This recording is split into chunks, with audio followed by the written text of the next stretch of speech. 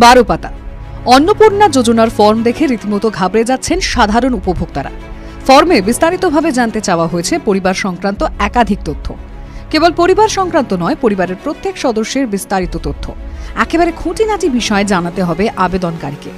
জানাতে হবে তার পরিবারে কতজন সদস্য, সদস্যরা কি করেন, তাদের ব্যাংক অ্যাকাউন্টের ডিটেলস, ভোটার তালিকার ডিটেলস, রেশন কার্ডের ডিটেলস, তাদের স্বাস্থ্য বীমা, আয়, পেশা ইত্যাদি একাধিক বিষয়। কিন্তু জানেন কি, অন্নপূর্ণা যোজনায় সরকার আদতে পরিবার বলতে ঠিক কাদের বোঝাচ্ছে? পরিবার বলতে আমরা কি বুঝি? স্বামী, স্ত্রী, সন্তান, কিংবা বাবা মা, সন্তান। ফর্মে ঠিক পরিবার বলতে কাদের কথা বলা হয়েছে?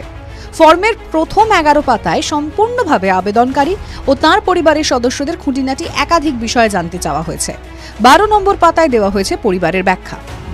ফর্মে উল্লেখিত ব্যাখ্যা অনুসারে পরিবার বলতে এমন একদল ব্যক্তিকে বোঝায় যারা সাধারণত একসঙ্গে বসবাস করেন এবং একই রান্নাঘর থেকে খাবার খান।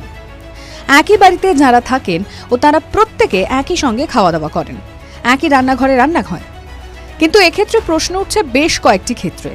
যেমন, আজকের দিনে স্বামী স্ত্রী কাজের সূত্রে ভিন্ন ভিন্ন জায়গায় থাকেন।